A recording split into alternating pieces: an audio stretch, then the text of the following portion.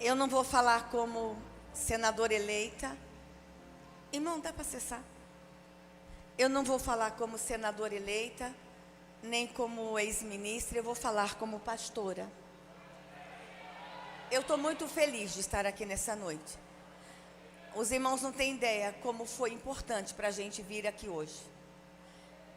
Não está fácil, irmãos. Não está fácil. E acredite, não é uma disputa política que nós estamos vivendo nesses dias. É uma guerra espiritual. E eu posso falar com autoridade nessa igreja. Primeiro, deixa eu cumprimentar todas vocês, autoridades, pastor, pastora, Gustavo, esposa, todos vocês. Que Deus abençoe. Morrendo de saudade do nosso bispo Abigail. Nossa bispa Nair não está aqui. Morrendo de saudade dela. E falando dele, eu quero falar da luta espiritual que nós estamos passando. Irmãos, eu estive aqui em 2014 e desafiei essa igreja a vir numa grande luta comigo para salvar crianças indígenas. Os irmãos lembram disso? Inclusive o nosso bispo colocou o anelzinho de coco no dedo. Ficou um tempo, eu tenho foto dele orando e o anelzinho de coco no dedo. Ele fez uma aliança com as crianças indígenas. E eu falei para os irmãos que estavam matando crianças no Brasil, que crianças indígenas com deficiência eram enterradas vivas no Brasil, crianças indígenas gêmeas ou filhos de mãe solteira. Tem 2 índios me acompanhando aqui hoje, estão sentados aqui no auditório, uma da Amazônia e um de Roraima. E eles estavam aqui comigo naquele dia. Inclusive mandaram uma mensagem agora chorando. E nós escrevemos uma lei, irmãos, em 2007, para salvar essas crianças. Essa lei dorme no Senado Federal desde 2007. Os nossos senadores cristãos, quando tentam aprovar a lei, a resposta que eles têm é que não tem clima político para aprovar uma lei para salvar a vida de crianças indígenas. Eu vou lá ajudar os irmãos ali, ó, a criar o clima político agora.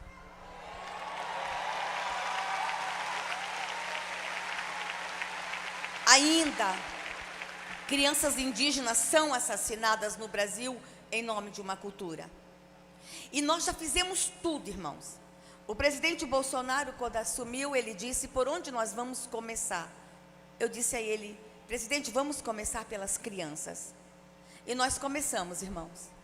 Nós já temos resultados incríveis para celebrar. Eu vou falar apenas um aqui. Quando Bolsonaro assumiu o Brasil, irmãos, e eu sei que hoje a gente teve uma conferência de criança. Essa é uma igreja que ama a criança. Essa é uma igreja que tem um trabalho incrível com criança. Quando Bolsonaro assumiu a presidência do Brasil, eram assassinadas 32 crianças e adolescentes por dia no Brasil. Esse relatório é da Unicef, irmãos. Esse relatório é verdadeiro.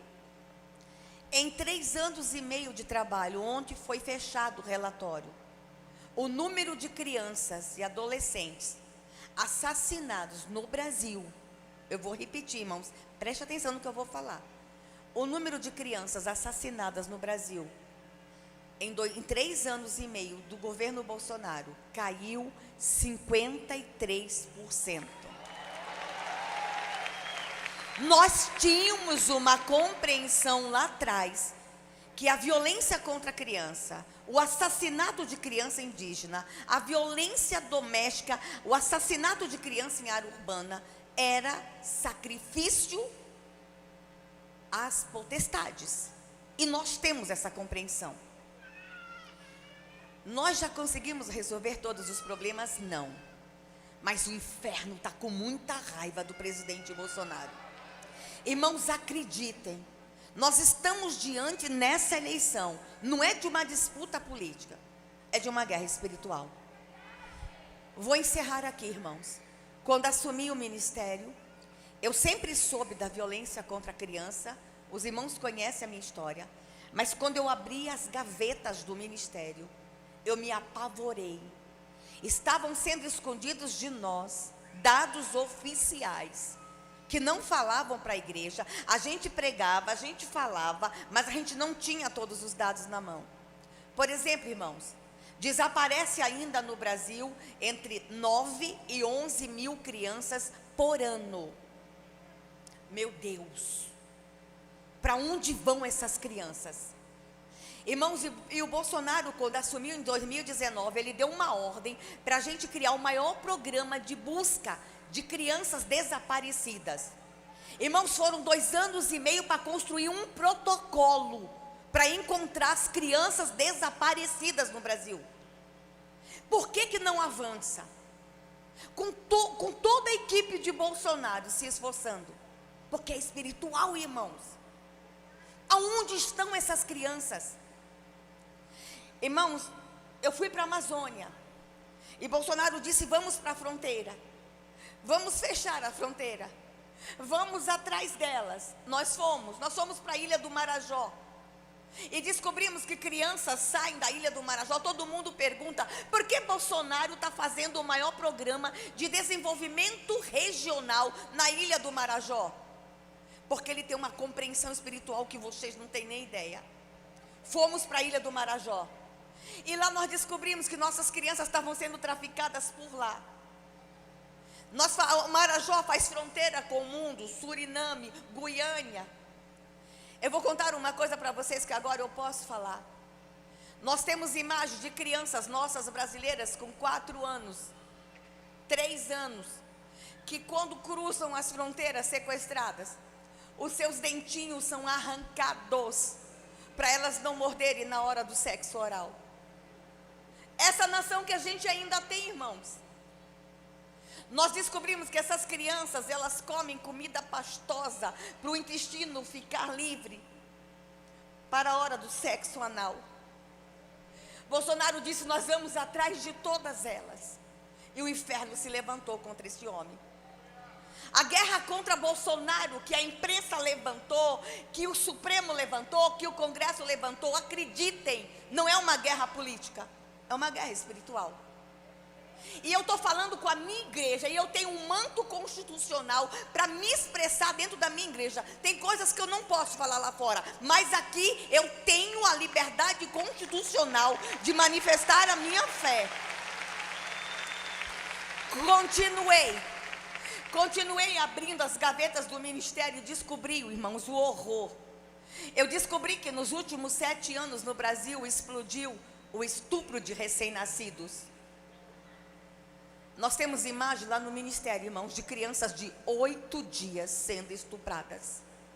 Nós descobrimos que um vídeo de estupro de crianças custa entre 50 e 100 mil reais. Tem um crime organizado envolvido nisso. Tem sangue, tem morte, tem sacrifício. E Bolsonaro se levantou contra todas essas potestades. A gente agora, como igreja, a gente tem aqui uma decisão para tomar. A gente vai continuar esta luta e tirar essas crianças da mão de Moloque, ou nós vamos entregar essa nação? Irmãos, pelas crianças, Deus levantou um homem corajoso por elas. Eu não aguentava mais andar pelo Brasil e gritar. Não aguentava mais pedir: orem, orem. Alguém tenha que se levantar. E quem teve a coragem de se dispor e se levantar contra todos os ataques às crianças, a ideologia de gênero, o aborto, a pedofilia, o assassinato, a violência, foi um homem que era o improvável ser eleito presidente da República. Mas Deus tinha pressa. Deus não suportava mais o clamor das crianças. As crianças gritavam. Havia choro e gemido nas florestas. Havia grito nas cidades. Deus se levantou no trono e ouviu o grito das crianças no Brasil. Isso aqui não é discurso político. Isso aqui é fala de uma pastora que há 40 anos se arrasta pelo Brasil para pedir à igreja para salvar crianças. Bolsonaro teve a coragem. Irmãos, dia 22 de outubro, ou a gente sentencia todas as crianças no Brasil à morte, e a morte espiritual também, porque a ideologia de gênero é morte. A ideologia de gênero é sacrifício de criança, confundir criança, é assassinar crianças. Ou a gente se levanta, irmãos, como igreja. Ah, mas eu sou crente, religião não combina com política. Pastores, a guerra é outra, não é política, é espiritual. E Deus me traz na igreja Fama nessa noite. Celina disse que foi profético para ela, não foi, amiga. É profético para mim, porque eu sei que essa igreja é apaixonada por criança. Irmãos, pelas crianças. Eu sei o que eu estou falando, o que eu vi 30 anos nos bastidores do poder. Pelas crianças, irmãos, nós precisamos nos levantar. Vocês têm que sair daqui hoje, pegar o WhatsApp. Todo mundo tem um parente fora. Goiás já deu Goiás com certeza já deu e vai dar uma votação expressa ao presidente Bolsonaro. Mas o papel de vocês não se limita a Goiás. Fale com os parentes fora de Goiás. Fale com todo mundo, irmãos. Orem. Se vocês acham que eu estou exagerando, vão para casa hoje e orem. Pede a Deus para revelar no seu coração. É guerra. Que Deus tenha piedade do meu presidente. Que Deus cubra ele com seu manto o tempo todo. Vocês não têm ideia o tamanho dos ataques. Vocês estão vendo essa mulher aqui, alegre, feliz? Vocês pensam que é isso? Vocês pensam que de madrugada essa mulher não chora?